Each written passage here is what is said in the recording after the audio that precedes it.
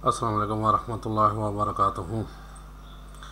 मैं अपने तमाम दोस्तों, साथियों, बुज़ुर्गों, बच्चों को एक नई वीडियो के साथ खुश आमदीद कहता हूँ और उन तमाम दोस्तों का शुक्रिया अदा करता हूँ जो मेरी वीडियो बड़े शौक़ से देखते हैं, लाइक करते हैं, शेयर करते हैं और कमेंट्स बॉक्स में जाके मुझे अपने मुफीद आरा से नवाजते हैं और ख़ुसूसन उन दोस्तों का मज़ीद जो मेरी वीडियोस पे जो मुझ में कमी होती है उन पे तनकीद करते हैं ताकि मैं अपनी वीडियो को बेहतर से बेहतर कर सकूं। इस वीडियो के लिए भी सबसे पहले नए आने वालों के लिए खुश आमदीद और रिक्वेस्ट के इस वीडियो को सब्सक्राइब करें, लाइक करें और शेयर करें। जनाब, आज मैंने बड़ी सोच विचार के बाद मौजू जो है ना वही जिस पे काफ़ी ढेर सारी बातें भी हो चुकी, हमारा अदालती निज़ाम। कल मेरी नज़र से एक ख़बर गुज़री कि स्वाबी के एक बुज़ुर्ग हैं, तकरीबन 75 साल या 70 साल उनकी उम्र है, फ़कीर गुल साहब। उनके 2 बेटों को कत्ल कर दिया गया और वो पिछले 5 साल से अदालतों के धक्के खा रहे थे। गर्मी हो, सर्दी हो, बुज़ुर्ग ना गर्मी बर्दाश्त कर सकता है ना सर्दी बर्दाश्त कर सकता है, ये आप लोग तो बखूबी जानते हैं। लेकिन फिर भी अदालत में वो इस उम्मीद में जाते रहे कि शायद मुझे इंसाफ मिल जाए। लेकिन हमारे अदालती निज़ाम का मुंह चराने के लिए इतना ही काफ़ी है कि 195 ममालिक में से हमारा अदालती निज़ाम 134 नंबर पे है,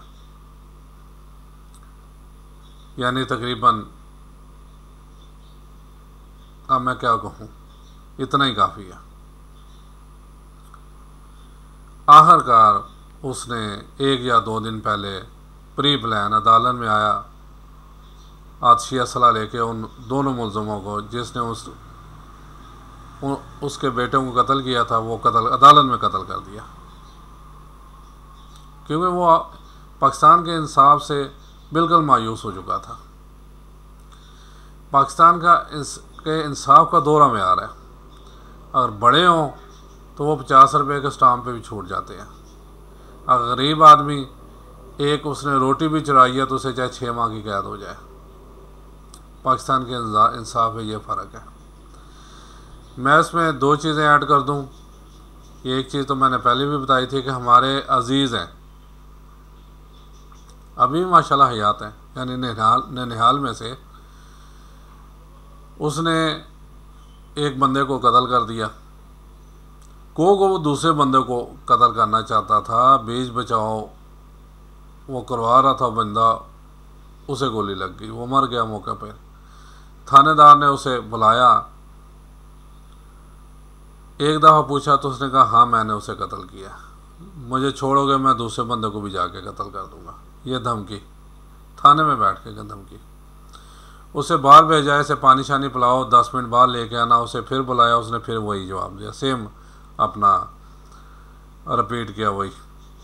उसे फिर बाहर भेजा, कहते जी पानी शानी पिलाओ, अब 20 मिनट बाद लेके आना, कि ये अपने होश हवास में बयान दे रहा है। वापस आके उसने सेम वही बयान रिपीट किया। उसने कहा जी बाहर छोड़ोगे मैं तीसरे बंदे को भी मार दूंगा। मैं इससे नहीं मारना चाहता था, लेकिन अब जिसे मारना चाहता था वो बच गया, बाहर छोड़ोगे मैं उसे भी मार दूंगा। खैर उन्होंने आगे भेज दिया, जेल भेज दिया। अब खैर जी, जब वो अपने बयान से ना हटा तो उसे FIR काट के उसे अदालतों में पेशी कराई, फिर उसे उम्र कैद हो गई, उम्र कैद, सजाए मौत भी नहीं, उसे जेल भेज दिया गया। अब जिनका आदमी कत्ल हुआ था वो पीछे पार्टी चढ़ी कि जी इसे तो जो है ना अपना सजाए मौत होनी चाहिए। सेशन कोर्ट से केस चला। हमारे अदालती निज़ाम का मेरा ख्याल है जो सबसे जो बुरी चीज़ वही है, सेशन कोर्ट से वो चला, पैसे लगाते रहे मकतूल वाले भी, और ज़ाहिर है फिर इसने भी केस किया। इसने क्या, इसने गवर्नमेंट की तरफ से इसे केस पड़ा, उसने कहा जी मेरे पास तो पैसे ही नहीं है। सुप्रीम कोर्ट तक केस किया, चलता रहा। हाई कोर्ट ने भी इसके सजा उम्र कैद बरकरार रही। सुप्रीम कोर्ट में जाके वो बंदा बरी हो गया। मैं एक सवाल करता हूँ, बहुत मासूमा सवाल करता हूँ, मासूमाना अपने अदालती निज़ाम से, कि ऐसे लोगों को शय नहीं मिलेगी? वो जब चाहें जैसे चाहें कत्ल करते हैं। शाहजेब कत्ल कराची का किसे ना मालूम, और ये भी मालूम है किस पार्टी ने किया। फिर वो लड़का फरीदी कबीले वाला, मेरा बहुत खूबसूरत बच्चा, उसे भी कत्ल किया गया। उसका भी मीडिया वाले बताते रहे कि किसने कत्ल करवाया, किस वजह से हुआ, क्या बना। यहाँ लाहौर में ये शदरा क्रॉस करके यूसुफ रज़ा गिलानी के बेटे के बॉडीगार्ड ने एक बच्चे को इसलिए गोली मार ली कि वो उनसे आगे हो रहा था। बाद में शो ये कर दिया कि हमने समझा ये हम पे हमला करने आ रहा है। क्या बना? कुछ नहीं बना। ये पाकिस्तान है। ऐसे नहीं 195 ममालिक में से 134वें नंबर पे हमारा निज़ाम है।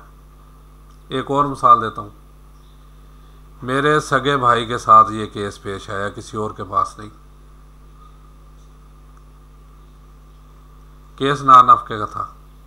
मेरा भाई रेलवे में काम करता था, उसकी मेरे ख्याल उस वक्त सैलरी जो है ना 10-12 हज़ार थी। और लड़की के जो अपना इधर शरीफ जज, अब तो फोत हो गया, अल्लाह जन्नत से करे, अब यही मैं कहूँगा, सबसे पहली ज्यादती उसने की।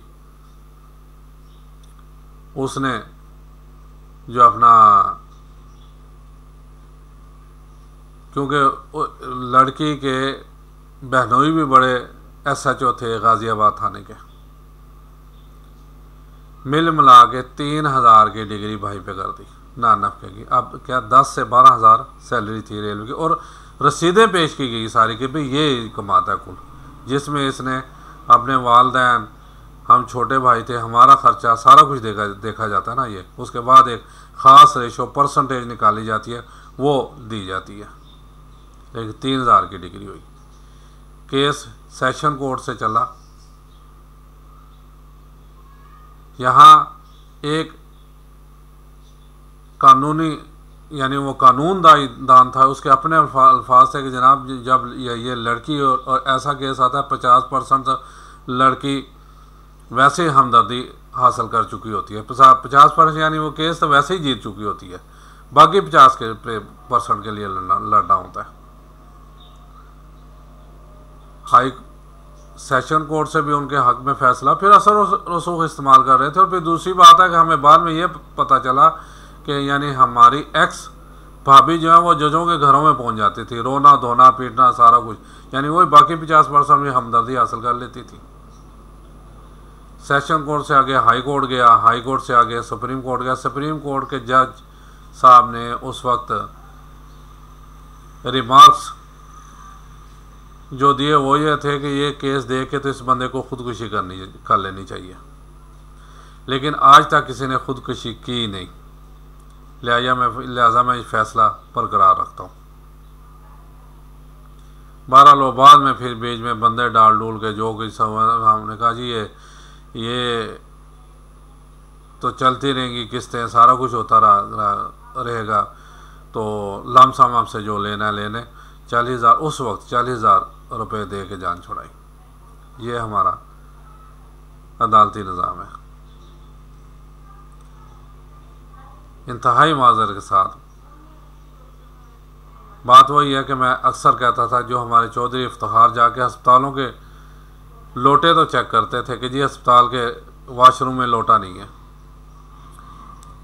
लेकिन असल अपने अदालती निज़ाम में जो रिफॉर्म्स लेके आनी चाहिए थी वो भी नहीं लेके आया। फिर अब हमारी अदालतों को यह एक केस पता नहीं कब तक चलेगा, ये भी ऑन रिकॉर्ड मीडिया पे है।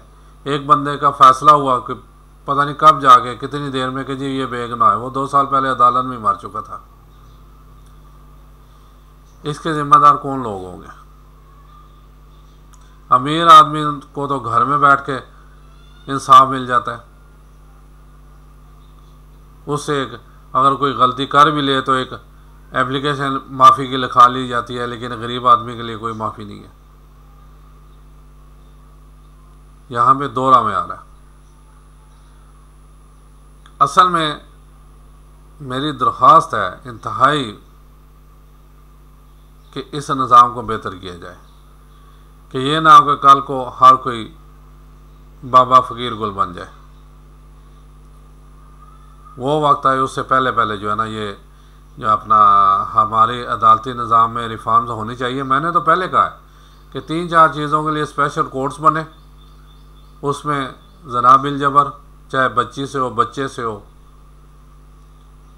सज़ाए मौत, करप्शन सज़ाए मौत, मुल्क से गद्दारी सज़ाए मौत, और कत्ल का बदला कुछ अर्सा के लिए दीत वगैरह ख़त्म कर दें। कत्ल का बदला कत्ल। और मैं तो कहता हूँ बल्कि जो हमारे इस्लाम में असल निज़ाम है, जुम्मा के दिन उस एरिया की जो सबसे बड़ी मस्जिद है उसके बाहर उस बंदे की गर्दन उतार दी जाए, जैसे सऊदियों में होता है, ताकि लोग इबरत हासिल करें। वरना ये काम चलते रहेंगे। आस्ता आस्ता लोग अपने हाथ में कानून ले लेंगे, फिर कहेंगे जी यहाँ अब हर बंदा अपने हाथ में कानून ले रहा है। लेकिन वजह क्या है? वजह यही है कि उसे इंसाफ नहीं मिलता, ना थानों से ना कचहरियों से। 500-500 हज़ार रुपये पे वहाँ लोग बाहर कुरान पाक पे हलफ उठाने के लिए तैयार खड़े होते हैं। ऐसे लोगों को भी इबरतनाक सज़ा देनी चाहिए, बल्कि सज़ाए मौत ही देनी चाहिए जो कुरान पे झूठी गवाही देते हैं। और खुदारा ये चीज़ें बंद करें कि सेशन कोर्ट से केस चले और सुप्रीम कोर्ट तक वो बंदा तभी मौत मर जाता है।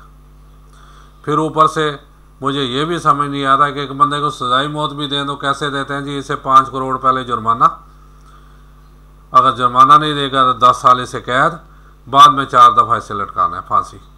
यार कौन अपनी मौत को गले लगाएगा? जिसके पास पैसे होंगे वो कभी भी नहीं देगा, चलो 10 साल तो जिंदा रहूँगा। जिसे सजाए मौत दी है सीधा लटकाओ। ये बीच में ये रखने की क्या ज़रूरत है? ये मेरी समझ से आज तक बालातर है। कसूर की बच्ची का जो कत्ल हुआ था वो देख लें।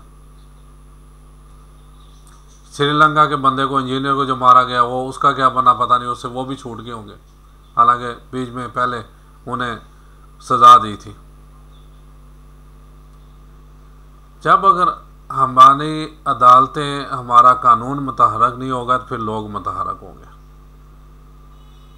और लोगों में ज़्यादातर जाहल बंदे हैं, उन्हें पता ही नहीं है कि ये अगर ये किसी ने जुर्म भी किया है तो इसके सिलसिले में हमें कानून की मदद करनी चाहिए या हम खुद कानून हाथ में लें। मेरी दरख्वास्त है जितने बड़े हैं कि खुदारा इस मुल्क को बचाइए। इस मुल्क को पुरअमन बनाने के लिए सबसे पहले हमारा कानून है, हमारा इंसाफ के जो बड़े बड़े टाइकून हैं।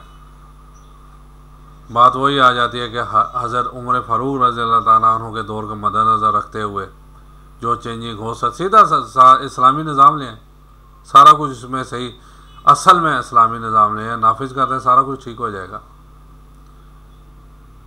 दुआ गो हूँ कि हमारा मुल्क पुरअमन लें। अगर किसी को मेरी किसी बात से कोई दिलजोई हो तो दिल शिकनी हो, माज़रत चाहता हूँ। अगली वीडियो के लिए इंशाल्लाह फिर हाज़िर हूँगा। अस्सलाम वालेकुम व रहमतुल्लाहि व बरकातुहू।